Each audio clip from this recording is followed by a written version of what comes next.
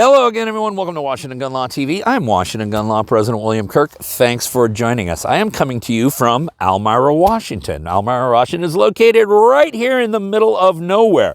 I am actually coming to you from the cemetery just outside Elmira, Washington. Why is that?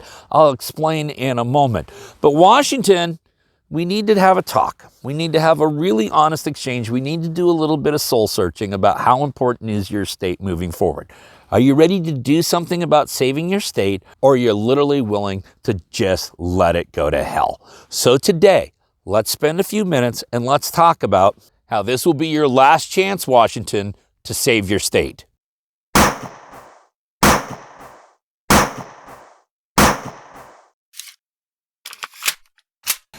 Okay, coming to you from just outside of Elmira, Washington, technically at the Elmira Cemetery.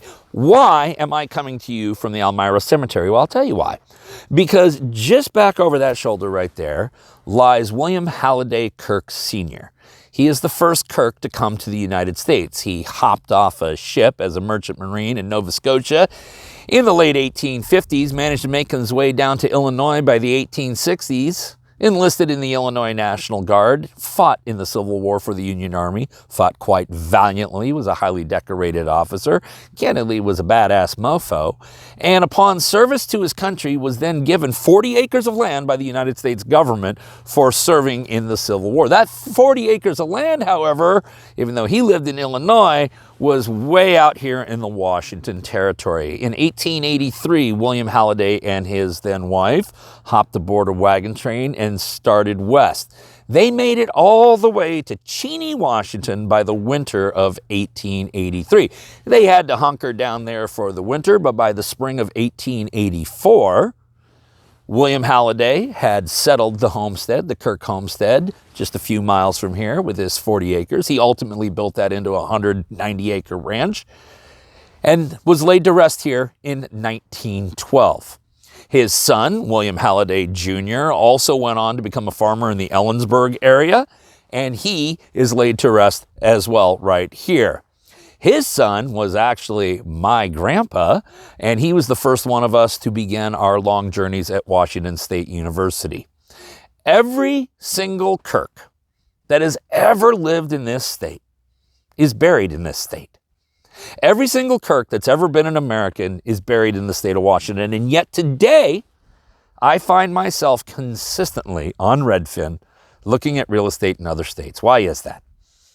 Well, it's because this state is no longer livable unless you think a certain way, act a certain way, look a certain way, and certainly vote a certain way. This is a state where the government believes that individual freedoms is actually a threat to freedom. This is a state where the government believes that the best way to advance tolerance is through intolerance. This is a state that believes that your inalienable rights can be trumped by a political agenda. This is a state that believes that they know better about how to raise your kids and how to educate your kids than you do. This is a state that wants to control every single aspect of your life, and if you don't agree with the groupthink, well, then you're not welcome here anymore. You know, there's a sign right outside of Aberdeen, Washington that says, "Come as you are." And it's actually a line from a Nirvana song, but it really believed that it really encapsulated what Washington used to be. You see, Washington always was that quirky little state up there in the top left corner of the country, southeast Alaska. Washington was always a state that was a little left of center, and it was a quirky little lefty, but that was okay, because it was a state that you could come to and you could be whoever you wanted to be. So whether you wanted to be a right-wing, Bible-thumping Christian maniac, or you wanted to be a blue-haired, nose-ring, they-them, you were welcome in Washington. You could live the life you wanted to live so long as you allowed everyone else to live the life that they chose for themselves and for their families. But those days are gone, Washington. And if you don't do something about it this November, they will be gone forever. You have an immensely important race in the governor's office. And you have right now two GOP candidates who are candidly kicking each other in the shins a little too much, but I'll let them be them. We don't get into endorsements here at Washington Gun Law, at least not now, and we're not going to be endorsing anyone, but I'll tell you right now, either one of them is going to be way, way better than Sideshow Bob. Oh, and speaking of Sideshow Bob, let's talk about the office that he will be vacating, the Attorney General's office. Yeah, you know, that is really just supposed to be the state's largest law office. That's all it's supposed to be. All he's supposed to be is the managing partner of the state's largest law office. But no, that's not what it is anymore. No, the Attorney General's office has become a sledgehammer for political activism. It has become the very tool that if you don't believe in their policies, that's fine. They'll just shove them down your throat. It has become a tool that if you don't believe in their policies, if you don't support their policies, if you have the audacity to stand up and say, time out, I don't think that's right, well, then they'll run you out of business or they'll run you out of this state. And if they can't do either one of those, they'll bankrupt you. If Washington State was really being run even moderately well, tell me why a state of so much natural beauty like what we have in Washington is seeing a mass exodus of individuals.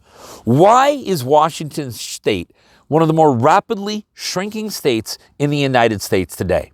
Why, when I just came from North Idaho a few hours ago, do I see escalating property values and tons of people moving in? Well, the answer is simple, Washington. We're broken. We're completely broken. We're morally bankrupt. We've lost direction. We've lost our identity. And the time to do something about it is coming this November. And candidly, if you don't do something about it this November, you might as well start calling the moving company yourself. Because Washington State will be a state that you will never, ever recognize again. And it will be a state that you will never, ever be welcome in again. And so, Washington, what I'm asking from all of you, I know you're beaten down. I know you feel like your voice doesn't matter, and I know you feel like nobody cares. But there are a lot of us like that. And that's all we got is each other. That's all we got. But you know what?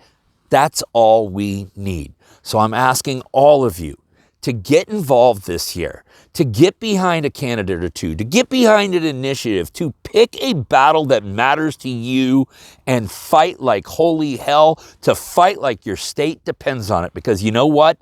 It does. Listen, if you got any more questions about anything, you can always contact Washington Gun Law at the information down below.